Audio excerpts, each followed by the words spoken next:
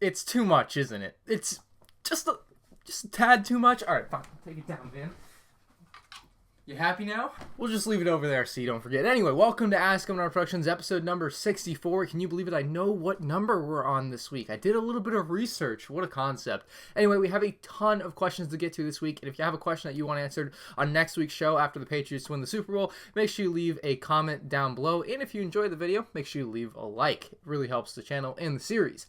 Anyway, let's get started with our very first question of the day. Oh, and we're going to take a look at some memes later in this video. So make sure you stick around if you want to see those. Anyway, our first question is from Jameson. He says, is Legos the way you relax? I would say no, not really anymore. Building Lego sets for me used to be a really good way to relax. Now, because I do it with my speed build setup, it's not as relaxing for me. I have to wear like sunglasses. Sometimes I wear 2 pairs of sunglasses because of just like the way the white background for me and eye floaters. And it's just not a fun time for me to be building Lego sets when I do it on the white background, but it's kind of something I want to do. So I'm kind of balancing that.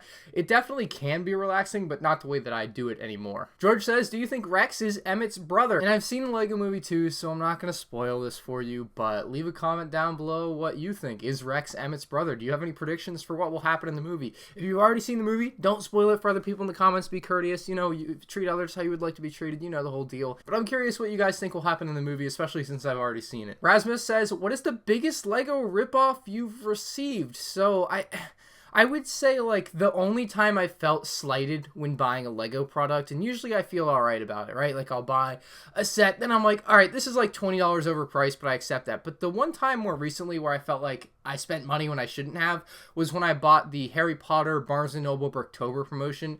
I spent like $90 to get just the 4 figures on sets that I didn't really need, and that's the only time I've really felt like I went too far. I spent too much money. I felt slighted. Like, I fell for an advertising ploy, which is what the Brooktober promotion is meant to sell more actual Lego sets, to get you to buy more things, get you in the door, and it worked on me, but I couldn't feel good about it. Jeff812 says, do you think you'll bring back Drop Test and do Apocalypseburg?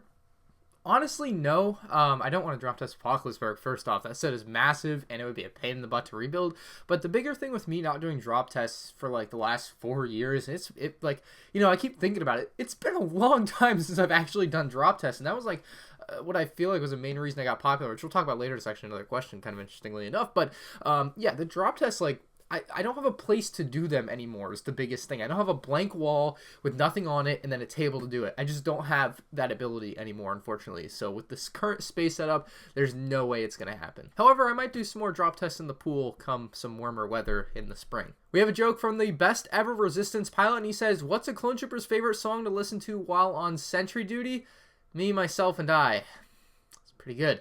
Review Thing says, love the channel, can't wait for the new series. Well, the new series has been out twice now since I made my last Ask MandR. That's kind of funny. My question is, would you be okay if LEGO decided to start remaking battle packs? I know they probably won't, but I would like your input. So, funnily enough, just the other day we had a reveal of a Lego set that is a remade battle pack, and I think this is a really good thing. I would love to see more of this with new updated figures and updated builds. The one qualm I have with the new battle pack is that it's $20, and that's a really tough pill to swallow. I think part of the reason it's $20 is because it includes that special 20th anniversary figure, but another part of me feels like it's also because the Stormtrooper molds are probably rather expensive to make. So LEGO needs to figure out what to do there, because you can't have $20 battle packs. I don't think work. I think that's just too damn much money for a gosh darn battle pack, and I would love to see more remade battle packs, but they've got to stay $15. They can't go higher. Gur Newman says, MandR, do you have any tips on starting a big Lego collection? So I'll just kind of tell you how I kind of got to where I am, or got in the position to get a giant Lego collection. And like when I was 10, 12 years old, there was no iPhone, there was no iPad, but like there was no crazy stuff to be buying like you buy now. Like what kids want today is like an iPad, an iPhone, you want a hoverboard.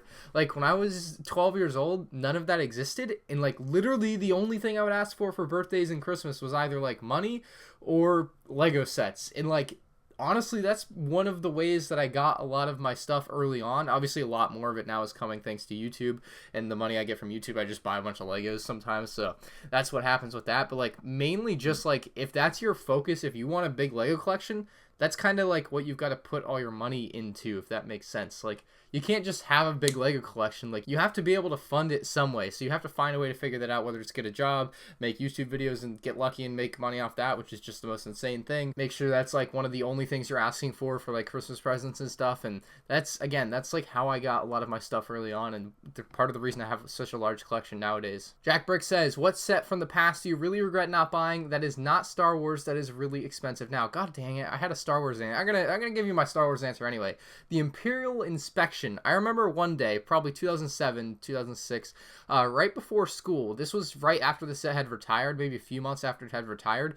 Toys R Us's website put it back online for like, I don't know, an hour. And like, I'm 10 years old, so I have no ability to buy something online without my parents' help at all. Like, there was no way it could happen. But I was like, oh no, I need my mom. Like, I need a card. It didn't happen because they weren't home. And yeah, so that was a bummer. But the Imperial Inspection is a set that I missed out on that wasn't Star Wars, or that was Star Wars. A set that's not Star Wars, or like a lot of sets that aren't Star Wars, I would say in general, is like the SpongeBob sets. I never bought any SpongeBob sets, and I effing love SpongeBob. I watched that show religiously when I was younger, and I don't know why I wasn't more into SpongeBob when it was out as a Lego theme. I'd love to see it come back, but man, SpongeBob like really passed me by, and I feel like I had a missed opportunity there to really enjoy some cool Lego sets. And 117th Legion says, will you be at Brook Faire, Charlotte, North Carolina? Yes, I will. I'll be there all 4 days. Susan says, what is under your UCS Imperial Shuttle? There's nothing under it. I don't know what you're talking about. There's literally nothing there. I think you're crazy. Actually, no. I actually forgot that I had picked this question, and I went and pulled everything out from under it because I wanted to dust that area, and I didn't put everything back because I'm still working on that. But yeah, there's nothing under it right now. No Space says, Ryan needs sleep, legit rest. Dude, tell me about it. My sleep schedule is so whack right now. I go to bed at like 2 a.m., wake up at 11. It's not good. The reason being, though, is I live stream Call of Duty every night on MandR Games. I've probably live streamed on MandR Games like 10-12 days in a row, and I've been playing wagers, so I've been playing for some money, and like it takes its toll, man. It takes its toll. It's pretty stressful. So yeah, I might look tired in some of my videos, but I'm feeling all right regardless. Heavy Metal Brickbeard says, do you think with the popularity of Benny's Space Squad there is hope for a classic space remake / update? I would love to see Lego bring back some classic space sets. I think that Benny's Space Squad has certainly shown there is a lot of demand for something like that.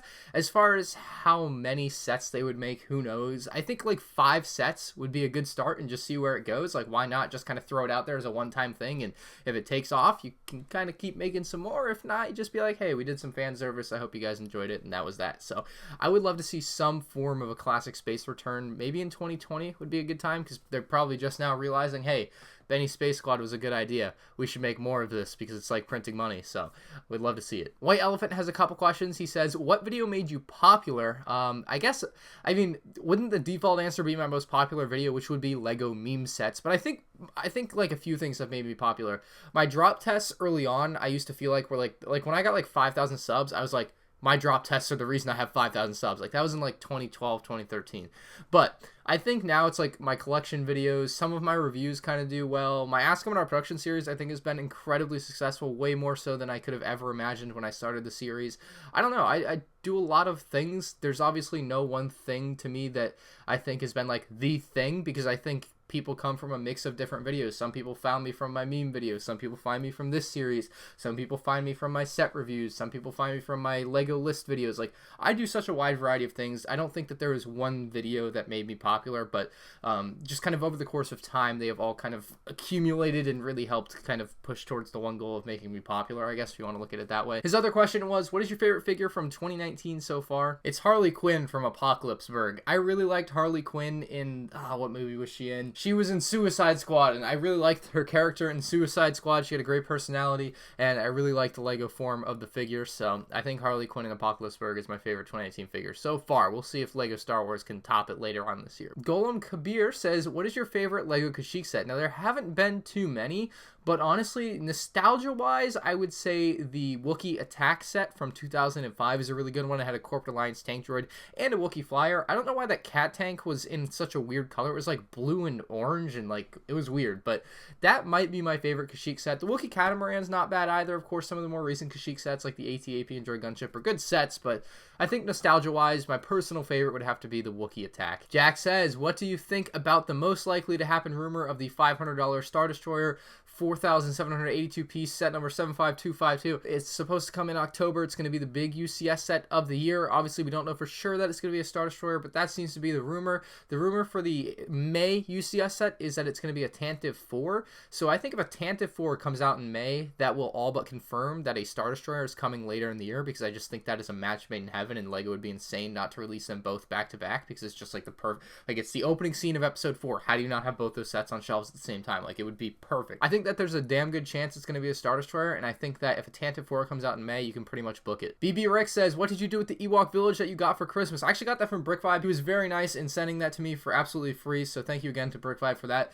At some point, I'll be building that on Brickbeard's channel. I'm building live with Brickbeard. I have a very... Unfortunately, his show is on Thursday nights, and it kind of conflicts with what I do on Thursday nights, which is play softball in a local league, so, like, I don't, like, I'm never, like, on the show. Like, sometimes I am, sometimes I'm not, and I'm not there consistently enough to have us do it yet. So at some point I'll be building that on his show. It's just a matter of time. Joshua Cole says, what is your Super Bowl score prediction? He says, I got Pats 35, Rams 24. I'm gonna go Pats 38, Rams 21. I think it's gonna be lopsided. I'm so excited for the Super Bowl. If you guys can't tell with all the stuff going on in the background, the Super Bowl, baby, it's coming Sunday. Oh my god, I'm gonna be so excited. Maybe I'll do a little Instagram live during the Super Bowl or something. That would be insane during halftime.